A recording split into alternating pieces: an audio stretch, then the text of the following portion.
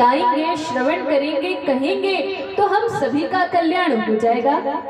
इसलिए भगवान प्रकट होकर अवतार लेकर भांति भांति की लीलाएं करते हैं। जब भगवान और अधिक कृपा करते हैं तो शास्त्रों के रूप में प्रकट होते हैं, लेकिन जब भगवान परम कृपा करते हैं तब गुरुदेव के रूप में, भगवान ही गुरुदेव के रूप में प्रकट होते हैं। लेकिन ऐसी लीला करते हैं कि हम समझ ही नहीं पाते कि ये तो साक्षात साकेत बिहारी रघुकुल नंदन श्री रामचंद्र है, जो हमें मुक्त करने के लिए, हमारे कल्याण के लिए गुरु रूप में प्रकट हुए हैं। इसलिए कहा जाता है साक्षात हरित्वेन समस्त शास्त्रैर उक्तस्तथा भाव्यत सद्भिः किंतु प्रभोर्यः प्रिय इव तस्य वंदे गुरु श्री चरणारविंदम।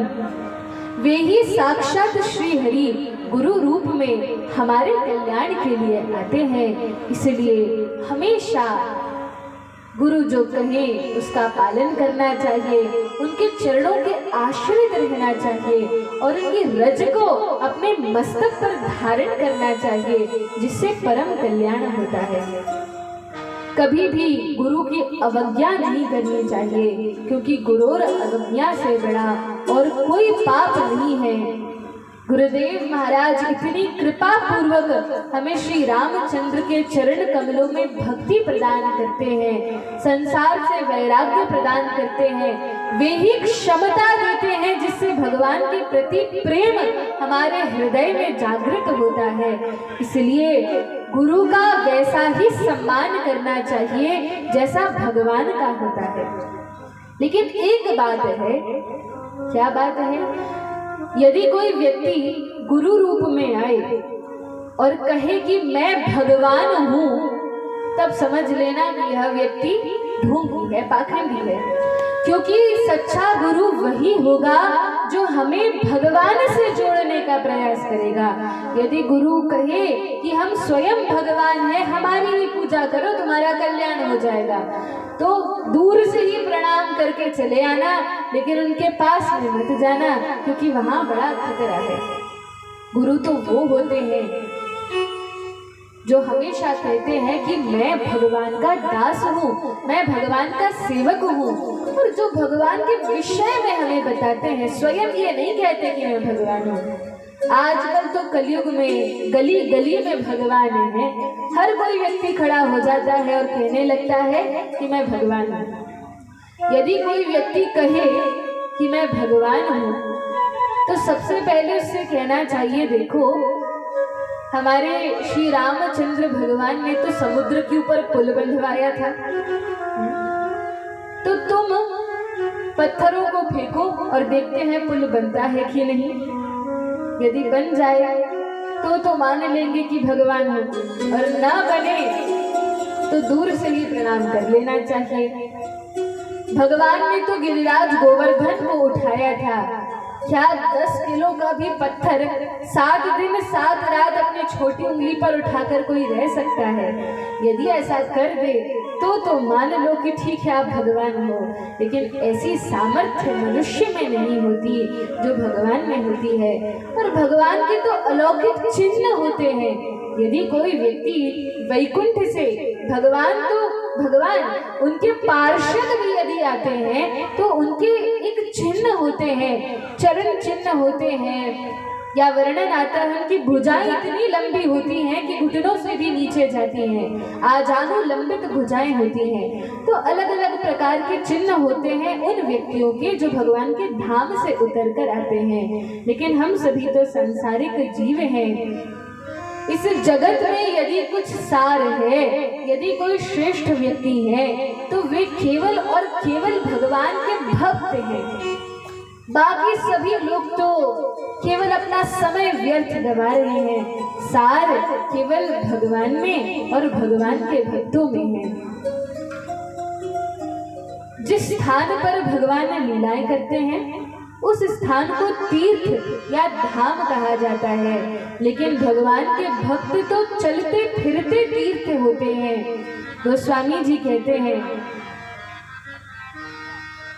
भक्तों का जो समाज है, संतों का जो समाज है, यह तो साक्षात तीर्थ के समान है। जिस स्थान पर भगवान के भक्त चले जाएं, निश्चित है कहीं पर भी जाएंगे, मुख से जो भी शब्द निकलेगा वह शास्त्रों का होगा, भगवान का नाम जपेंगे। और जिस स्थान पर भगवान का नाम जपा जाता है, जिस स्थान पर भगवान के नाम का कीर्तन होता है, वास्तव में वही स्थान वैकुंठ होता है। पद्म पुराण में वर्णन है, भगवान नारद जी से कहते हैं, नारद नाहम तिष्ठामि वैकुंठे योगी नाम हृदयेषु वा मद भक्ताः यत्र गायन्ति तत्र तिष्ठामि। नारद, हे नारद, न तो मैं वैकुंठ में निवास करता हूँ। अच्छा भगवान, आप वैकुंठ में निवास नहीं करते तो कहाँ निवास करते हैं? अच्छा, योगियों के हृदय में निवास करते होंगे। ये योगी जब खूब बड़ी बड़ी तपस्या करते हैं, इनके हृदय में आप निवास करते होंगे। भगवान ने कहा, नहीं नहीं, योगी नाम हृदयेषु वा।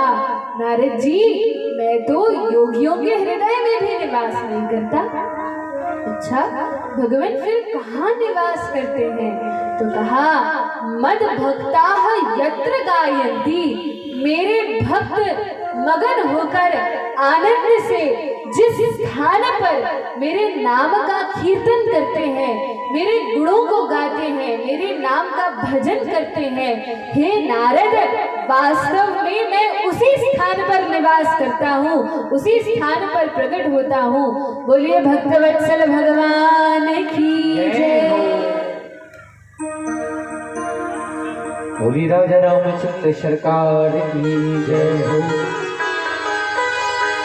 राम नाम के हीरे मोती मैं बिखराऊं गली गली, राम नाम के हीरे मोती मैं बिखराऊं गली गली।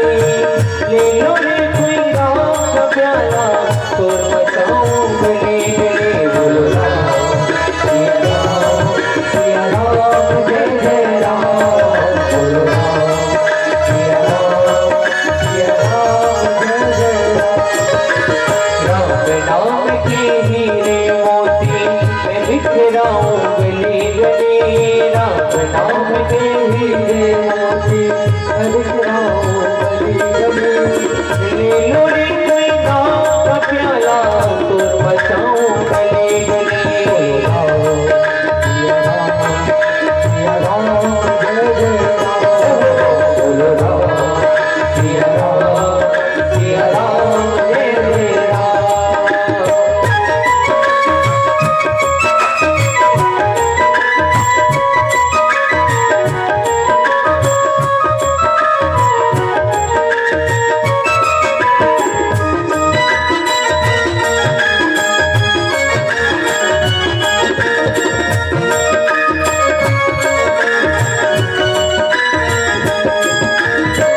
माया की दीवानों सुन लो, एक दिन ऐसा आएगा। माया की दीवानों सुन लो, एक दिन ऐसा आएगा। धन दौलत और माल खजाना यही पड़ा रह जाएगा। धन दौलत और माल खजाना यही पड़ा रह जाएगा। सुंदर काया माटी होगी हो, सुंदर काया माटी होगी, चर्चा होगी गली गली। ले लो रे कोई राम का प्याला और बचाओ गली गली। बोलो राम सिया राम जय जय राम। बोलो राम सिया राम जय जय राम।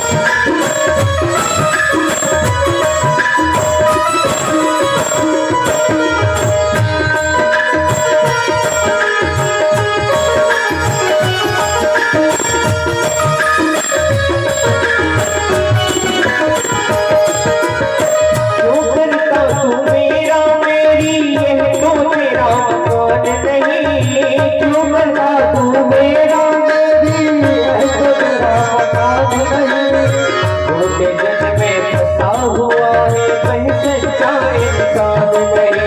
झूठे जग में फंसा हुआ है कहीं सच्चा इंसान नहीं। जग का मेला दो दिन का है,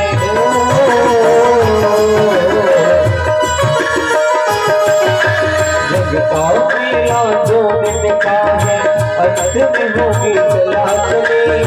ले लो रे कोई राम का प्याला, सुर मचाओ गले गले बोलो राम सिया राम, सिया राम जय जय राम, बोलो राम सिया राम, सिया राम जय जय राम, बोलो राम नाम के हीरे मोती हो, राम नाम के हीरे मोती मैं बिखरा हूँ गली गली। ले लो रे कोई राम का प्याला, सुर मचाओ गले गले बोलो राम सिया राम, सिया राम जय जय राम, बोलो राम सिया राम।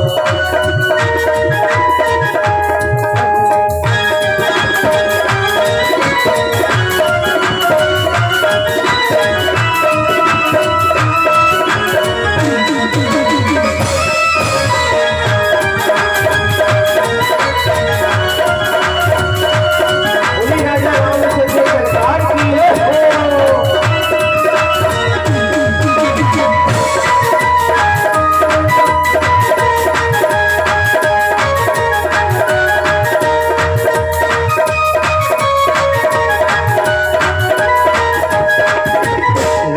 राम के हीरे मोती में बिखरा हूँ गली गली। ले लो रे कोई राम का प्याला, सुर मचाओ गले गले। ले लो रे कोई राम का प्याला, सुर मचाओ गले गले बोलो राम सिया राम, सिया राम जय जय राम, बोलो राम सिया राम, सिया राम जय जय राम, सिया राम जय जय राम, सिया राम जय जय राम। बोलिए भक्तवत्सल भगवान की जय हो। हरे कृष्णा कृष्णा कृष्णा हरे हरे, हरे राम राम राम हरे हरे।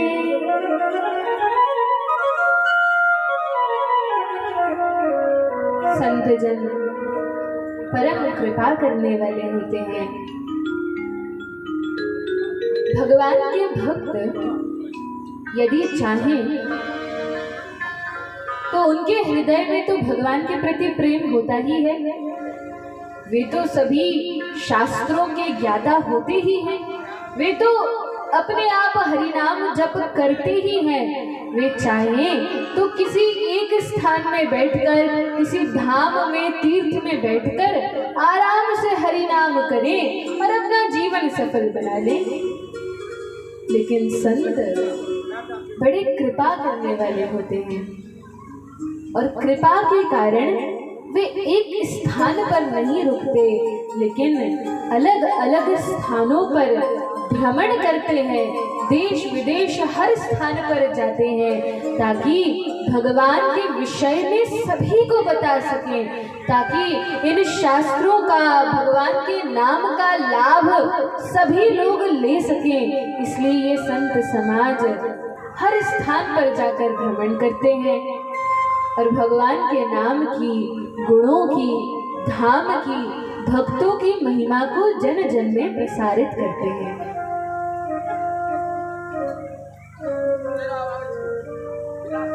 मुद मंगल माया संत समाजू, मुद मंगल माया संत समाजू, मुद मंगल माया संत समाजू, मुद मंगल माया संत समाजू।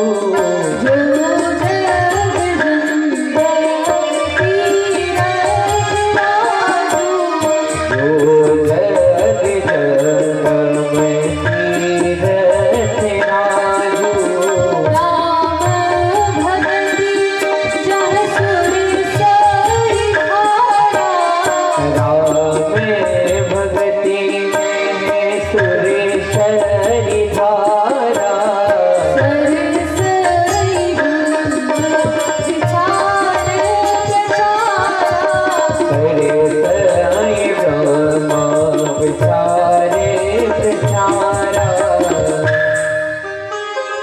भगवान के जो सुंदर भक्त हैं, पार्षद हैं, जिन्हें भगवान ने ही भेजा है, वास्तव में ये पृथ्वी पर उन विष्णु दूतों के समान है जो हमारे कल्याण के लिए हमें यहाँ से उबारने के लिए लेने आए हैं।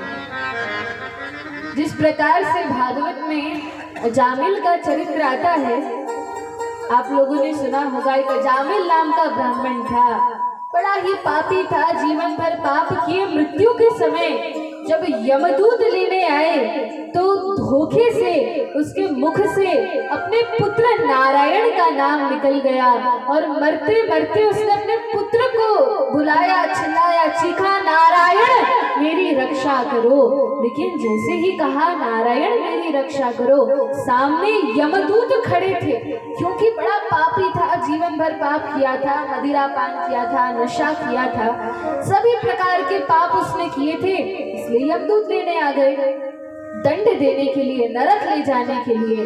लेकिन क्योंकि अंत समय अजामिल के मुख से नारायण नाम निकल गया, तो भगवान नारायण इतने भक्त वत्सल हैं कि अपने भक्तों को, अपने दूत विष्णु दूतों को भेज दिया, जाओ जाकर इस अजामिल की रक्षा करो, इसके मुख से मेरा नाम निकला है। विष्णु दूत आ जाते हैं, लेकर नहीं जाते। अजामिल का समय हो चुका था, मृत्यु का समय आ गया था, लेकिन विष्णु दूत उस अजामिल को अवसर प्रदान करते हैं। तब अजामिल ने सोचा, मैंने जीवन भर गलत कार्यों में अपने इस जीवन को निकाल दिया, कभी भगवान का भजन नहीं किया, धोखे से भगवान नारायण का नाम मृत्यु के समय निकल गया, तो विष्णु दूत लेने के लिए आ गए। और विष्णु दूतों यमदूतों के बीच में जो संवाद हुआ था, जो बातचीत हुई थी कि नहीं नहीं, जो व्यक्ति अंत समय भगवान का नाम ले लेता है उसको आप लोग नरक नहीं ले जा सकते। और जो भक्ति का ज्ञान विष्णु दूतों ने यमदूतों को दिया था, उसे सुनकर अजामिल के कान खड़े हो गए। अब तो रोमांच से भर गया, विष्णुदूत तुरंत अंतर्धान हो गया, अजामिल से कुछ नहीं कहा। और तब अजामिल भगवान के भजन में निष्ठा पूर्वक लग गया। तब कुछ समय बाद पुनः विष्णुदूत आकर लेकर जाते हैं। तो इस पृथ्वी पर भी जो संत हैं, जो भगवान के भक्त हैं, जो वैष्णव हैं, जो गुरुदेव भगवान हैं, ये साक्षात उन विष्णु दूतों के ही समान हैं जो वैकुंठ से हमारे कल्याण के लिए इस पृथ्वी पर विचर रहे हैं। शास्त्रों में वर्णन आता है, भगवान के जो भक्त होते हैं वे स्वयं अपनी शारीरिक अवस्थाओं पर ध्यान नहीं देते, अपनी सुख सुविधाओं को नकारते हुए वे हम सभी के कल्याण के लिए अपना घर छोड़ते हैं, वैराग्यवान बनते हैं, शास्त्रों को पढ़ते पढ़ाते हैं और सभी का कल्याण करते हैं। देखिए, ये जो महापुरुष होते हैं, जो बड़े बड़े संत होते हैं, भक्त होते हैं, रसिक आचार्य होते हैं, ये न तो आकाश से टपकते हैं और न पृथ्वी फाड़कर प्रकट होते हैं। यही इस पृथ्वी से, माता के गर्भ से ही जन्म लेकर जब तपस्या करते हैं, जब शास्त्रों का अध्ययन करते हैं, जब स्वाध्याय करते हैं, जब गुरु के चरण कमलों का आश्रय लेते हैं, जब भगवान की कथा को सुनते हैं, तब ही जब चित्त निर्मल और पवित्र होता है, तभी व्यक्ति का कल्याण होता है। और छोटे से छोटा व्यक्ति, चाहे किसी भी समाज में जन्मा हो, कहीं पर भी जन्म लिया हो, कैसा भी व्यक्ति हो, भगवान के भक्तों की कृपा से, देखिए जैसे करंट होता है ना, करंट, किसी व्यक्ति को करंट लग गया और हम यदि जाकर उसको छू लें तो क्या होगा? तो क्या होगा? हम बच जाएंगे, हमें भी करंट लग जाएगा और हम भी उसी के समान कांपने लगेंगे। कांपने लगेंगे कि नहीं? उसी प्रकार से भगवान की जो भक्ति है, यह सभी शास्त्रों का सार है। इतना तो समझ लेना चाहिए। आज प्रथम दिवस है, कुछ कुछ चीजें जान लीजिए।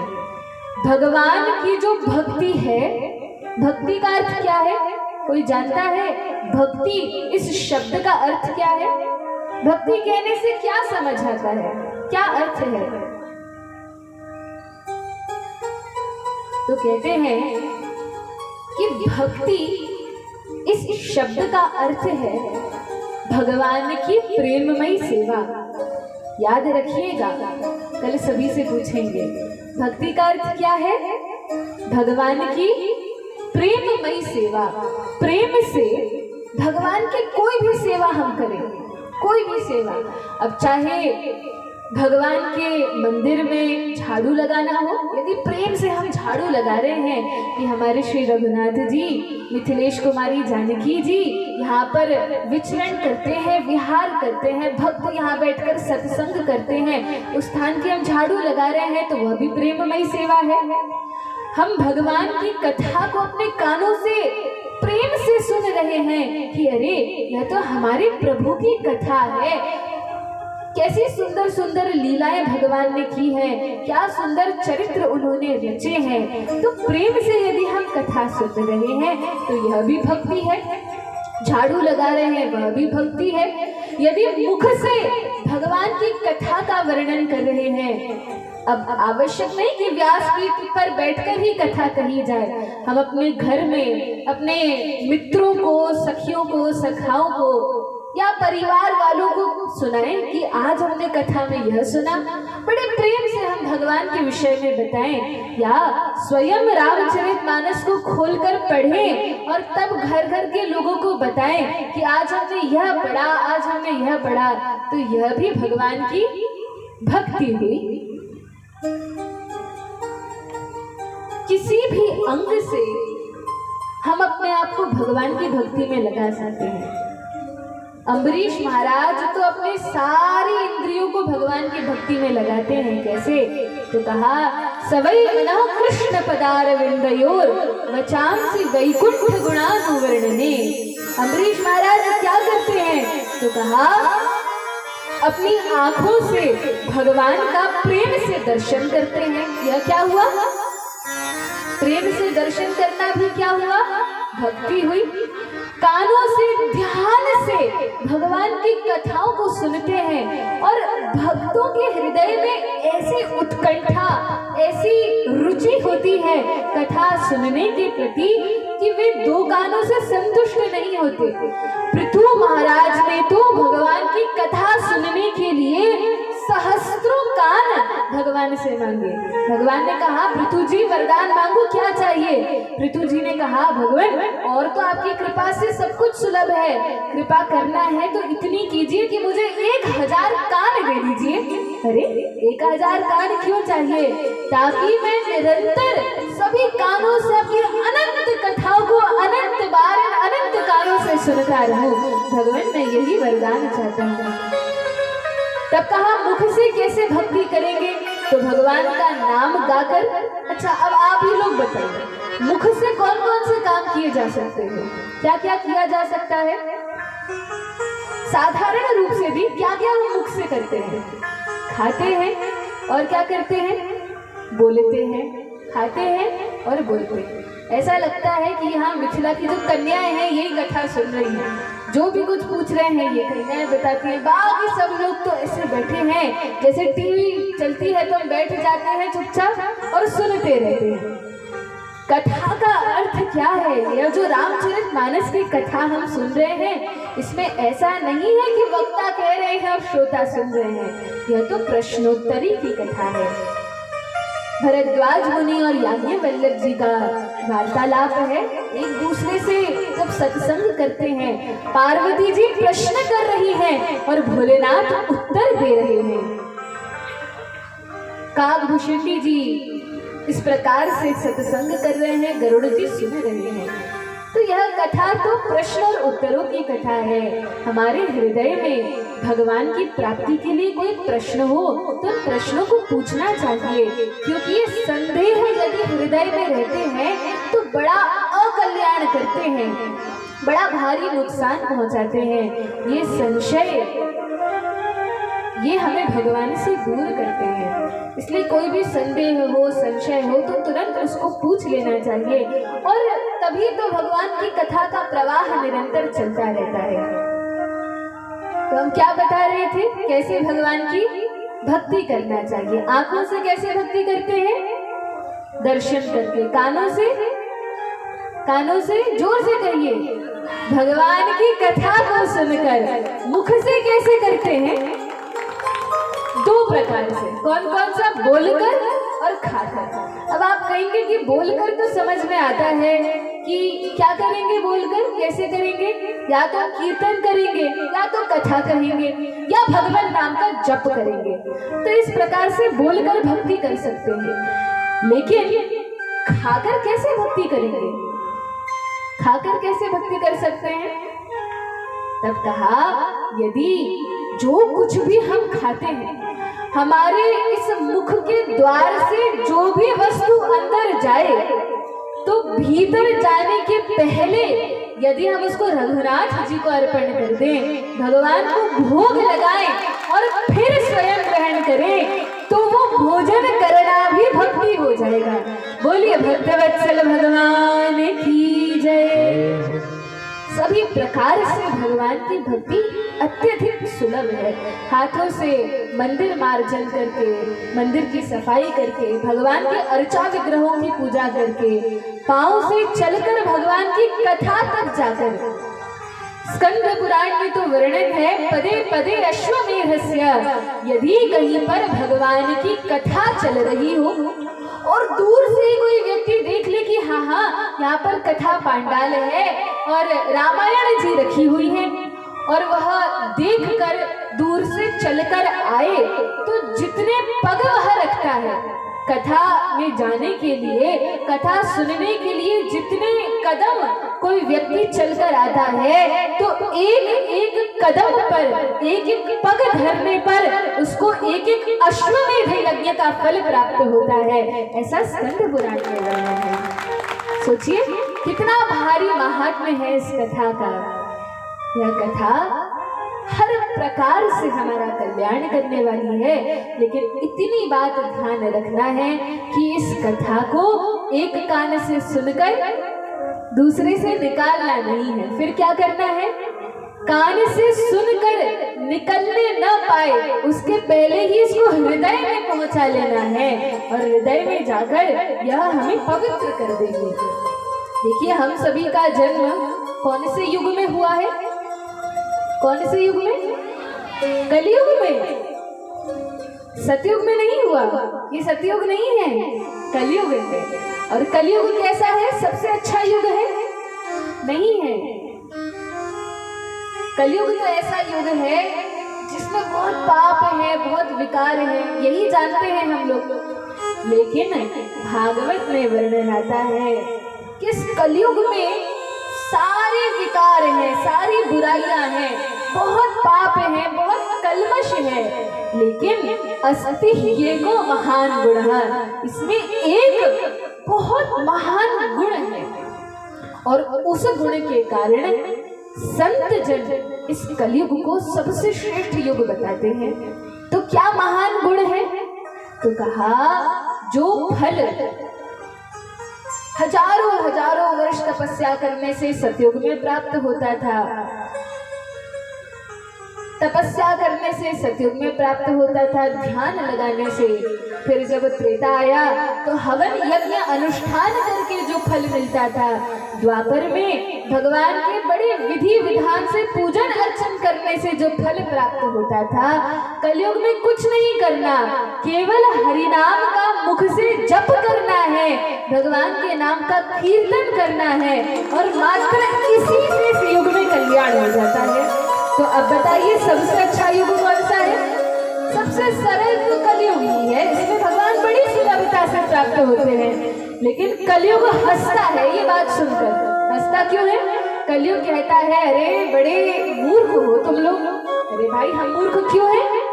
तो कहा, ये बात तो 100% सत्य है कि इस कलयुग में जो व्यक्ति भगवान का नाम एक बार भी अपने मुख से ले लेता है, सभी लोग साथ में कहिए, हरे कृष्णा कृष्णा कृष्णा हरे हरे, हरे राम राम राम हरे हरे।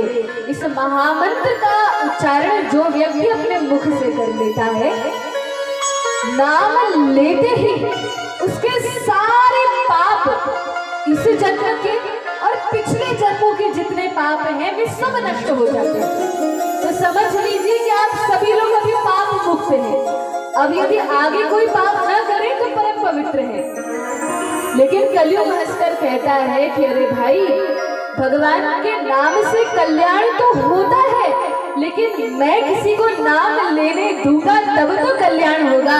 इस कलयुग में संत जन हरि नाम की महिमा गा गा कर थक गए और आचार्यगण कह कहकर हरि नाम की महिमा को जन जन में प्रसारित करते हैं। लेकिन हम लोग सांसारिक बातों में अपना समय व्यर्थ गवाते हैं, इधर उधर की सारी बात कर लेते हैं, लेकिन जब नाम कहने की बारी आती है तो हमारा मुख ही नहीं खुलता। इसलिए कथा तो ऐसा सुंदर अवसर है, इसमें बार बार हमें अवसर मिलता है कि भगवान का नाम लें। तो जब भी इस महामंत्र का उच्चारण हो तो अब आप सभी लोग बड़े जोर जोर से इसका उच्चारण करेंगे। सभी करेंगे तो अभी देखते हैं, थोड़ी देर बाद हम महामंत्र बोलेंगे तो किस किस को याद रहता है। तो इस कलयुग में कथा श्रवण का बड़ा महात्म्य है। संत जन गाते हैं, जिसे श्रवण कर मिट जाती है, कथा श्रवण कर मिट जाती है, जन्म जन्म की व्यथा हो। जय जय राम कथा, जय श्री राम कथा, जय जय राम कथा, ओ जय श्री राम कथा, जय जय राम कथा, ओ जय श्री राम कथा।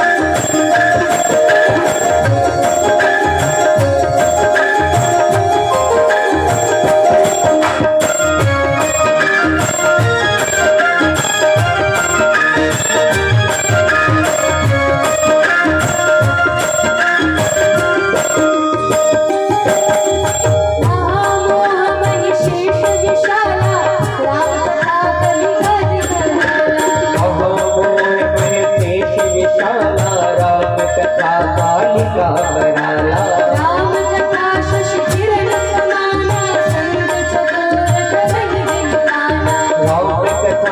किरण समाना